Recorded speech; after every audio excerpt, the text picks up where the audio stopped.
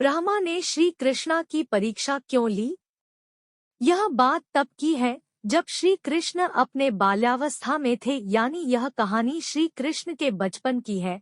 उस समय ब्रह्मा जी को पता चला कि भगवान विष्णु स्वयं श्री कृष्ण के रूप में पृथ्वी पर अवतरित हुए हैं, तो उनके मन में श्री कृष्ण के दर्शन करने का विचार आया। वह ब्रह्मलोक से पृथ्वी पर आए और देखा कि अपने सिर पर मोर मुकुट को धारण किए एक बालक गायों और ग्वालों के साथ मिट्टी में खेल रहा है।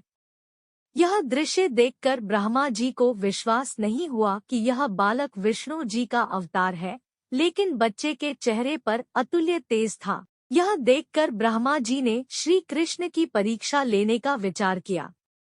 उन्होंने सबसे पहले गायों को वहां से उठा लिया। फिर जब श्री कृष्ण गायों को देखने के लिए गए तो उन्होंने वहां खेल रहे ग्वालों को भी उठा लिया और अपने साथ ब्रह्मलोक ले गए।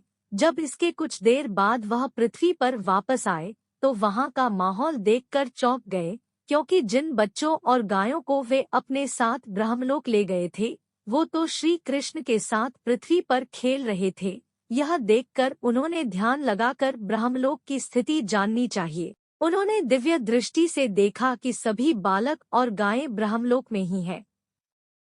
यह सब देखकर उन्हें श्री कृष्ण की लीला समझ आ गई और उन्होंने हाथ जोड़कर उनसे क्षमा मांगी। साथ ही प्रार्थना की कि प्रभु मुझे अपने असली रूप के दर्शन दे। तब श्री कृष्ण ने ब्रह्मा जी को अपना विराट रूप दिखाया। श्री कृष्ण के उस रूप के दर्शन करने के लिए कई और ब्रह्मा भी वहां पर आए गए। उन ब्रह्मा में कुछ 3 सिर के, कुछ 4 सिर के तो कुछ 100 सिर के थे।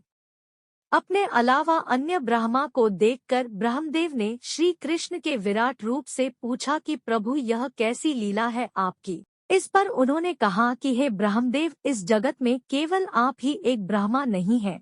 जगत में कई सारे ब्रह्मांड हैं, जहाँ पर कई सारे ब्रह्मदेव मौजूद हैं और प्रत्येक का अपना अपना कार्य है। यह सुनकर ब्रह्मदेव ने उन्हें शीश झुकाकर नमस्कार किया।